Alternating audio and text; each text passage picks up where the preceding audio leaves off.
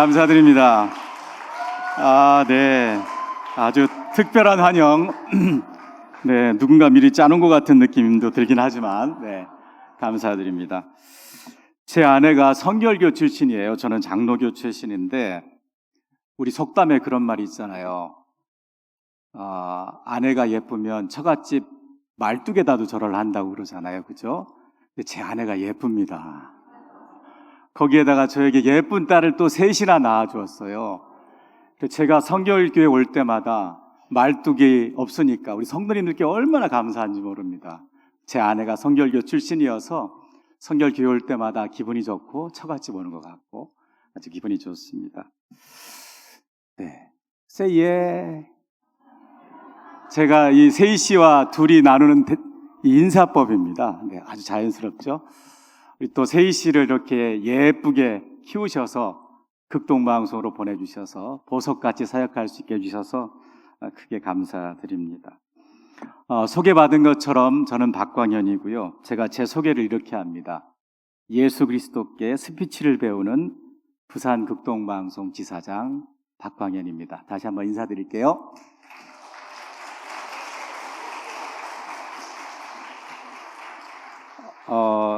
젊은 사람이 올라와서 혹시 시간을 너무 길게 끌어서 늦게 끝나는 것이 아닐까 걱정하시는 분이 혹시 계실지 모르겠는데 제가 정해진 시간까지 하고 꼭 마치도록 하겠습니다. 책을 한 권 소개하고 싶은데요. 기독교 고전 중에 하나인 지금 영상에 보시는 찰스 셸돈이 지은 예수님이라면 어떻게 하실까라는 책입니다. 저희 학창시절에 이 책 읽는 게 붐이기도 했습니다. 이 소설은 미국의 한 교회에서 담임 목사님의 제안에 따라서 성도들이 1년 동안 예수님이라면 어떻게 판단하고 행동하셨을까? 그걸 직접 실천해 본 겁니다. 그렇게 했더니 삶과 가정과 교회와 국가가 어떻게 변했는지를 보여주는 소설책입니다. 실제 있었던 것은 아니고 여러분도 한번 꼭 읽어보시길 권합니다. 저는 오랫동안 극동방송에서 일했습니다. 20대에 입사를 해서 제가 지금 50대 중반이 됐습니다. 그런데 이 말하는 게 여전히 어렵습니다. 제가 2010년에 아나운서 대상을 받았지만 그 후에도 지금도 매일 1시간씩 생방송을 진행하고 있지만 얼마나 어려운지 모릅니다. 말하기와 관련된 노하우와 비법이 참으로 많습니다. 여러분 네이버나 또 유튜브에 말하기, 스피치 이렇게 치면 동영상이 상당히 많습니다. 강의가 내로라 하는 분들의 강의가 참 많습니다. 그런데 저는 이 찰스 셸돈의 소설처럼 예수님이라면 어떻게 하셨을까? 예수님이라면 어떻게 말하셨을까? 한번 생각해 봤고요. 그래서 복음서에 나타난 예수님의 다양한 말씀을 통해서 예수 그리스도의 스피치 노하우를 배워보고자 합니다. 제가 여러분과 함께 오늘 배우고 싶은 건 스피치 노하우입니다. 예수님께서 전하시는 복음의 내용은 우리 강 목사님께 배우시고요. 오늘은 말하기 기법에 대한 이야기를 좀 나눠볼까 합니다. 그래서 오늘은 복음서에 나온 말씀을 좀 여러 군데 함께 읽도록 하겠습니다. 첫 번째 말씀은 우리가 본문으로 읽은 말씀인데요. 함께 읽어볼까요? 시작.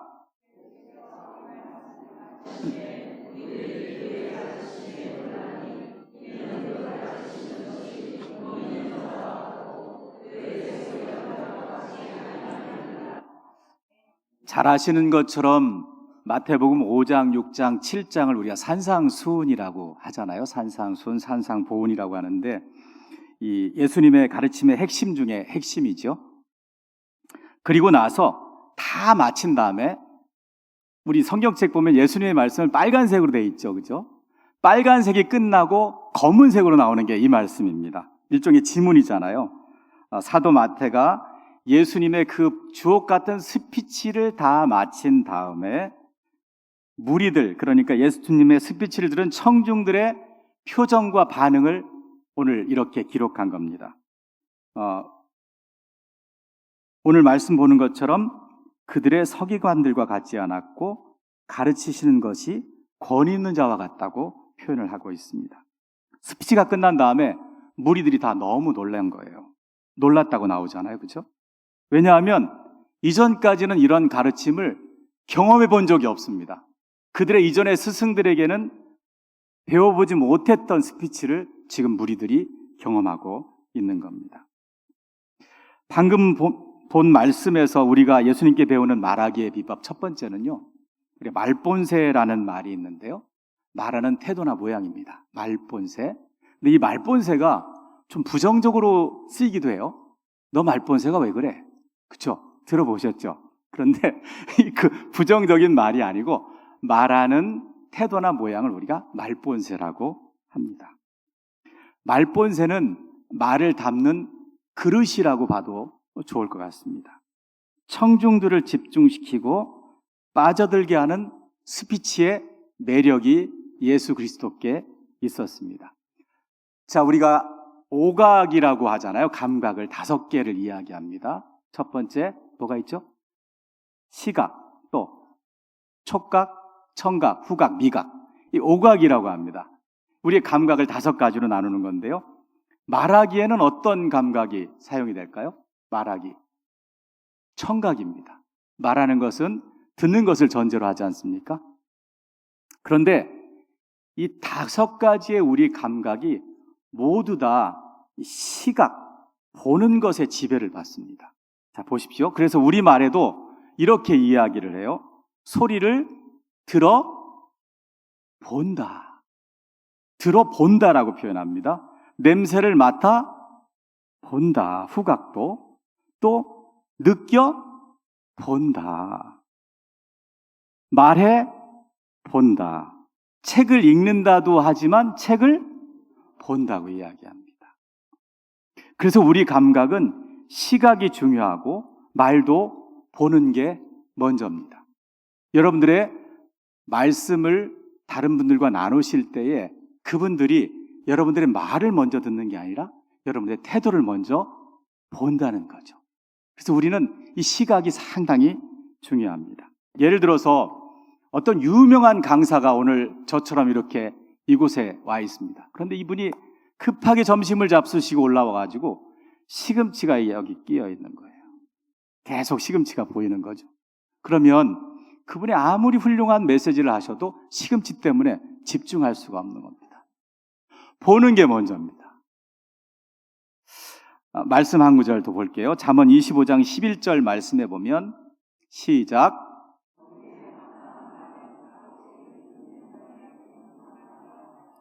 우리가 하고 싶은 말은 경우에 합당한 말입니다. 이게 내용이죠. 그런데 이걸 잠언 말씀도 시각적으로 표현하고 있어요. 아로새긴 은쟁반의 금사과.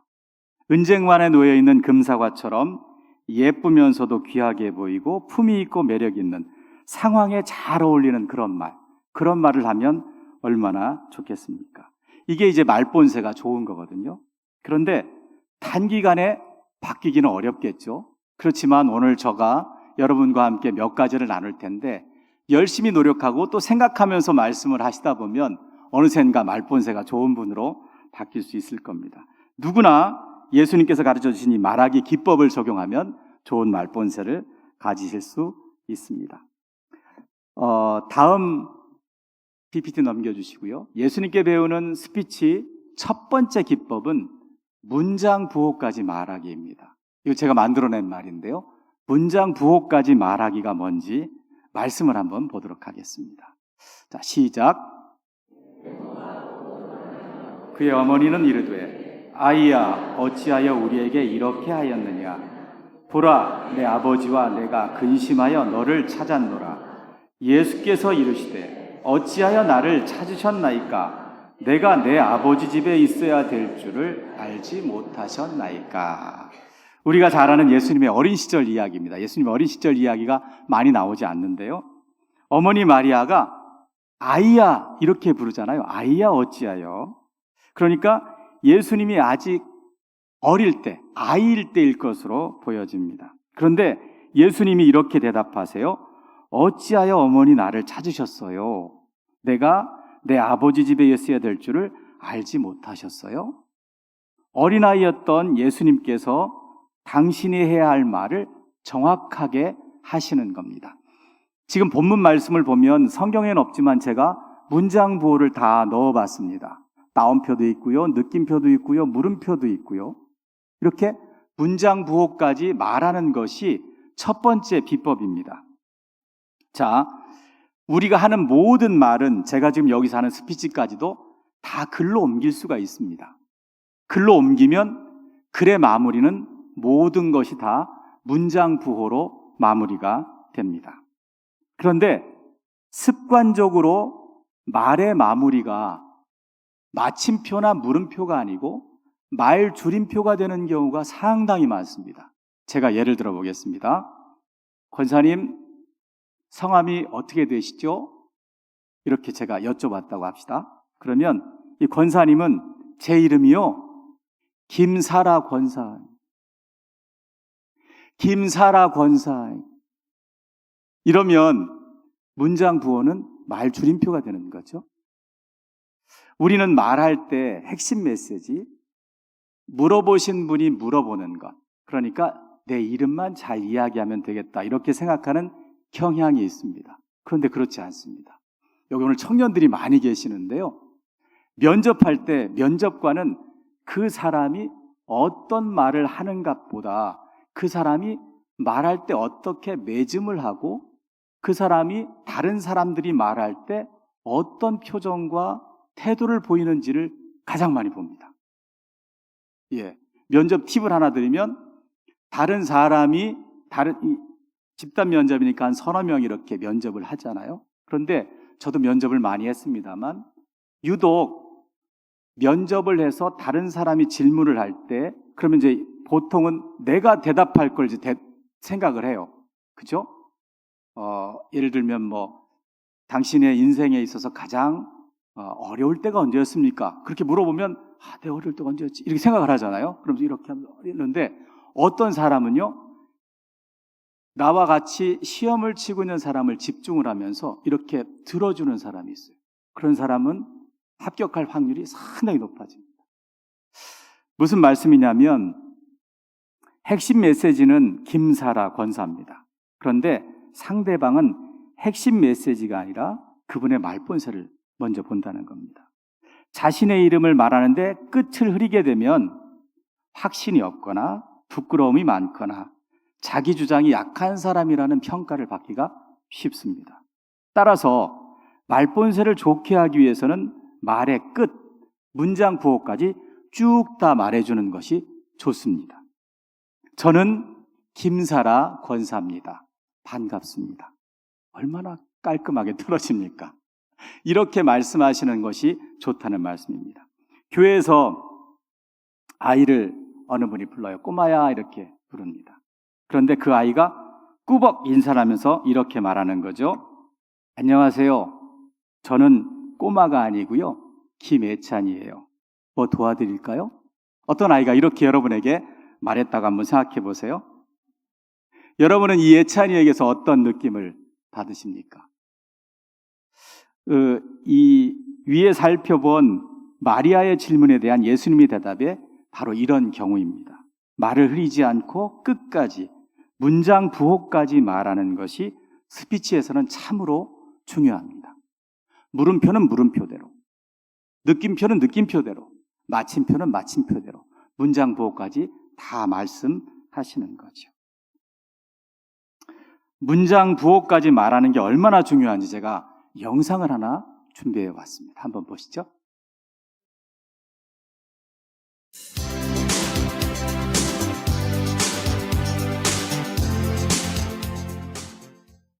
1번 그 애가 그 애니? 가가 2번 그 아이가 성이 가시니? 가가 3번 가시가 가서 가가 4번 그 애가 가져간 다음에 가가 5번 가라 가서 가져가렴 가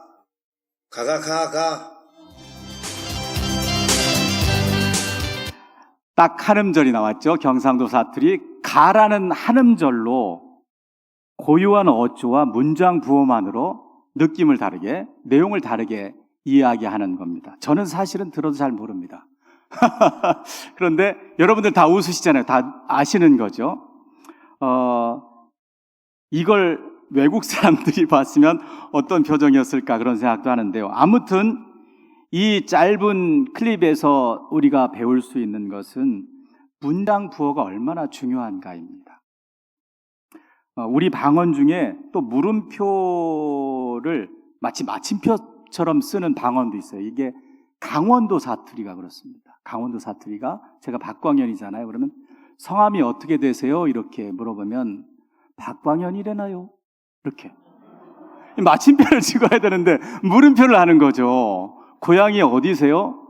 서울이라나요? 이렇게 다시 물어보는 것처럼, 예, 서울이라고요? 이렇게. 그러니까 여긴 방언인 경우죠. 그래서 마침표로 강원도에서는 이해를 하시면 됩니다. 뭐라고요? 이렇게 물어보시면 안 되고. 정리해 보겠습니다. 예수님께 배우는 말하기 비법, 문장 부호까지 끝까지 확실하게 말하고 매짐을 하는 것입니다. 그렇게 하면 여러분들이 아주 신뢰감 있는 분으로 인지될 수가 있습니다. 두 번째 한번 보도록 하겠습니다. 이게 말씀이 좀 긴데요. 그래도 한번 함께 읽어보도록 하겠습니다. 시작. 서기관들과 바리새인들이 음행 중에 잡힌 여자를 끌고 와서 가운데 세우고 예수께 말하되, 선생이여, 이 여자가 가늠하다가 현장에서 잡혔나이다. 모세는 율법에 이러한 여자를 돌로 치라 명하였거니와 선생은 어떻게 말하겠나이까? 그들이 이렇게 말함은 고발할 조건을 얻고자 하여 예수를 시험하유니라. 예수께서 몸을 굽히사 손가락으로 땅에 쓰시니 그들이 묻기를 마지 아니하는지라. 이에 일어나 이르시되, 너희 중에 죄 없는 자가 먼저 돌로 치라 하시고 다시 몸을 굽혀 손가락으로 땅에 쓰시니 그들이 이 말씀을 듣고 양심의 가책을 느껴 어른으로 시작하여 젊은이까지 하나씩 하나씩 나아가고 오직 예수와 그 가운데 섰는 여자만 남았더라. 예수께서 일어나사 여자 외에 아무도 없는 것을 보시고 이르시되, 여자여, 너를 고발하던 그들이 어디 있느냐? 너를 정죄한 자가 없느냐? 대답하되, 주여, 없나이다. 예수께서 이르시되, 나도 죄를 정죄하지 아니하노니 가서 다시는 죄를 범하지 말라 하시니라. 여러분들 잘 아시는 요한복음의 말씀입니다. 어떻게든지 예수님께 잘못을 찾아내려는 바리새인들이, 또 서기관들이 가늠한 현장에서 잡아왔다면서 한 여인을 예수님 앞에 무릎을 꿇쳐 놓습니다. 선생님, 모세는 율법에 이런 여자를 돌로 치라고 했는데 선생님은 어떻게 하시겠습니까? 이때 예수님이 하신 반응은 말씀을 안 하셨어요. 몸을 굽히시고 땅바닥에 뭐라고 쓰십니다. 그들이 재촉해서 또 묻죠. 아니, 대답을 해보세요. 이 여인을 어떻게 해야 합니까? 목소리는 커지고 빨라지고 날카롭습니다. 그들은 드디어 예수를 곤경에 빠뜨렸다, 이렇게 생각했습니다. 모두 손에 돌을 들고 있었습니다. 예수님께서는 한참 만에 허리를 펴시고 말씀하시죠. 흥분한 그들과는 정반대의 말본세를 보이십니다.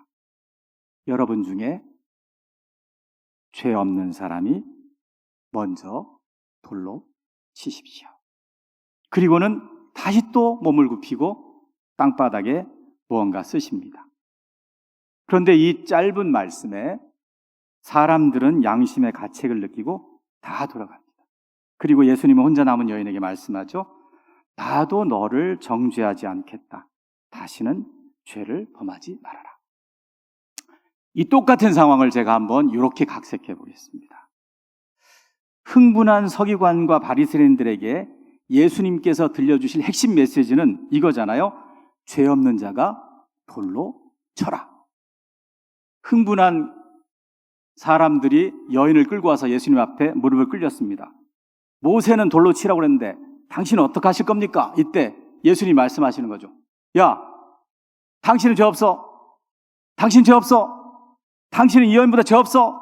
당신이 더 죄인이야. 여기서 죄 없는 사람이 먼저 돌로 쳐! 그렇게 했으면 복음서의 내용이 좀 바뀌었을지도 모릅니다. 그날 그 여인과 예수님은 돌에 맞았다. 무슨 말씀이냐면요. 예수님께서는 흥분한 청중들이 생각할 수 있도록 시간을 주십니다. 천천히, 여리게, 낮게, 그리고는 그들의 심장에다 하실 말씀을 심어주시는 거죠. 제가 지금 잠깐 말씀을 안 했습니다. 그리고 낮게 이야기합니다. 그럼 여러분들은 저에게 집중하십니다. 빠르고 높게, 우리 부산 사람들 말, 빠르고 높게, 세게 그렇게 하는 게 심장에 새겨지는 게 아니고요. 낮게, 여리게, 천천히. 이렇게 할 때, 아, 이 사람이 나에게 정말 중요한 이야기를 하는구나. 이렇게 인지가 된다는 거죠. 그래서 여러분들께서도 다른 사람들에게 꼭 심장에 새겨지고 싶은 말씀이 있으시면 이렇게 말씀하시면 됩니다. 어머니들이 아이들 키울 때, 여기 세희 어머니 계시는데 세희 키울 때 세희가 얼마나 안 일어납니까? 일어나라, 밥 먹자, 씻어야지, 7시다, 8시다 안 일어나요. 그때 맨 마지막에 어떻게 합니까? 남편의 성을 붙여서 애 이름을 부릅니다. 야, 박세희. 낮게 천천히 이야기합니다. 그럼 세희가 생각하는 거죠. 엄마 화났구나. 네. 메시지가 아주 강력하게 전달이 되는 거죠. 예수님께 배우는 스피치 기법, 강조하는 말, 상대방에게 꼭 기억될 말을 하고 싶다면 천천히, 여리게, 낮게 말하는 겁니다. 제가 써야 될 시간이 한 5, 6분 남았는데요. 다음 한번 보겠습니다. 예수님께 배우는 말하기 비법은 눈높이를 맞추자, 쉬운 말을 하자입니다. 유치원생 아이들에게 엄마를 그리도록 하면 이렇게 그린다고 그래요. 한번 보여주시죠. 자, 잘 보이시죠? 예. 이 중에 독특한 도드라지는 게 뭘까요, 혹시? 엄마 얼굴에서 좀 입하고요, 또요? 예, 제가 말씀드릴게요. 시간이 없어서. 콧구멍이죠, 콧구멍. 그죠? 엄마들의 콧구멍이 저렇게 생기지는 않았을 거예요. 그런데 왜 이렇게 그리냐면요. 아이들 밑에서 올려다보기 때문이에요. 아이들 밑에서 엄마를 위를 보기 때문에 엄마의 콧구멍이 저렇게 보일 수밖에 없는 겁니다. 눈높이를 맞추는 것이 얼마나 중요한가를 단적으로 보여주는 어린이들의 그림입니다. 성경 말씀 한 구절 보겠습니다. 시작. 예수께서 다시 바닷가에서 가르치시니 큰 무리가 모였들거늘 예수께서 바다에 떠 있는 배에 앉으시고 온 무리는 바닷가 육지에 있더라. 마가복음 4장의 시작 부분인데요.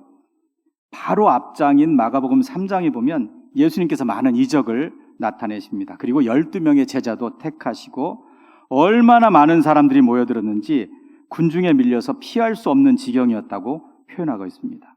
예수님은 제자들이 준비한 배에 오르죠. 가장 효과적으로 말씀을 전하시기 위해서입니다. 그리고 눈높이를 맞추기 위해서입니다. 무리는 갈릴리 호숫가 해변과 능선에 이렇게 앉고요. 예수님은 호수에 배를 띄워서 모두가 예수님을 보실 수 있도록 무대 연출을 하시는 겁니다. 거기에다 낮에는 해풍이 불잖아요. 바닷가에서 이렇게 바람이 붑니다. 자연스러운 확성이 되는 거죠. 만약에 거꾸로 예수님께서 사람들을 밑에다 내려놓고 위에 산 꼭대기에서 말씀하시면 목소리도 흩어지고 눈높이도 맞지 않습니다. 그렇지만 예수님께서는 방금 전에 본 말씀처럼 바다에 떠 있는 배에 올라와서 확성과 함께 눈높이를 맞추시면서 스피치를 하셨습니다. 복음서 여러 곳에서 예수님께서 아이들과 이야기하는 곳이 있잖아요. 그죠? 예수님께서 공생애를 사셨던 때는 2000년 전이에요. 2000년 전. 2000년 전에 어른, 특히 선생님 같은 이 지도자에게 아이들이 갈 수 있었을까요? 지금도 가기 어려운 일이잖아요. 그런데 오병이어에도 볼 수 있듯이 애들이 진짜 도시락을 싸가지고 예수님을 따라다녔어요. 그건 무슨 뜻일까요? 아이들도 재밌고 다 이해할 수 있는 천국 복음을 우리 주님이 전하셨다는 말입니다. 얼마나 쉽게 스피치를 하셨으면 그 아이가 도시락을 싸서 예수님을 따라갔겠습니까? 제가 신입교육할 때 우리 직원들에게 늘 하는 말인데요. 방송할 때 청취자가 10살이라고 생각하고 말해라. 방송 듣는 사람들이 10살이라고 생각하고 글도 쓰고 말도 해라. 쉬운 말은 듣는 사람을 배려하는 겁니다. 교양 있고 센스 있는 사람이 쉬운 말을 합니다. 어려운 말을 습관적으로 하는 사람은 상대방을 무시하거나 깔보는 경향이 있는 경우가 아주 많습니다. 오히려 얕은 자신의 지식을 드러내지 않으려는 의도가 있기도 합니다. 또는 교만하고 배려심이 부족한 사람이라는 오해를 받을 수도 있습니다. 이런 사람들은 말을 글처럼 씁니다. 제가 기도문을 썼다고 해서 이제 제가 굉장히 부담스러운 말이기는 한데, 기도문을 대표 기도를 하실 때가 있으시잖아요. 그럴 때 장로님들 또 성도님들 기도문을 써놓으시고 기도문을 한번 이렇게 보시는 거예요. 볼 때 글이잖아요. 어쨌든 기도문도 글이니까 그게 글로 보이는지 말로 들리는지 보셔야 됩니다. 글로만 보이시면 다시 말로 들리게 쓰시기를 권합니다. 우리 PD 아나운서들에게 제가 늘 이야기하는 건데요. 멘트라고 그러잖아요. 저희가 원고를, 방송 원고를 멘트라고 그러거든요. 멘트를 썼는데 그게 글로만 보이면 그건 멘트가 아니죠. 글이죠. 그래서 말로 들리도록 멘트를 쓰라고 교육을 하는데요. 그래서 여러분들께서도 쉬운 말을 쓰는 연습을 많이 하시는 것이 좋습니다. 쉬운 말의 출발은 단문입니다. 단문. 말을 짧게 하시면 돼요. 짧게. 길게 풀어서 하지 마시고. 그리고 오늘 이제 우리 교육부 헌신 예배잖아요.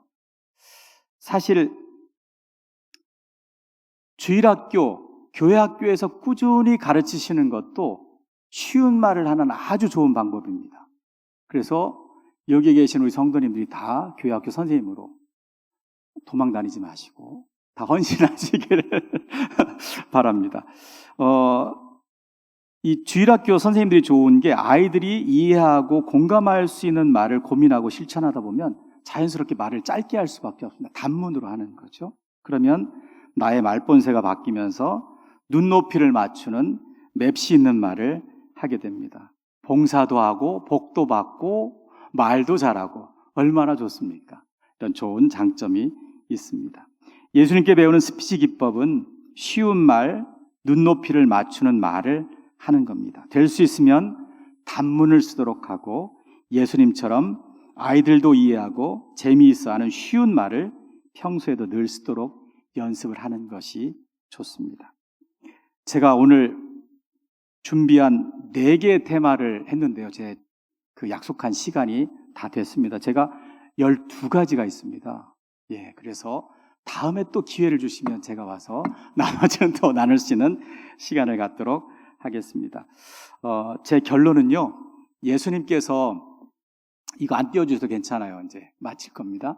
예수님께서 복음서에 보면 예수님은 다 말씀으로 전하셨잖아요. 그래서 예수님의 스피치 기법을 복음서를 꼼꼼하게 읽으시면서 여러분들도 함께 지혜를 알아가시면 좋겠고요. 극동방송 많이 들으시고 또 애청해 주시고 사랑해 주셔서 감사한데요. 극동방송을 홍보하는 영상을 제가 하나 준비해 왔습니다. 그 준비해 주시고요. 또 극동방송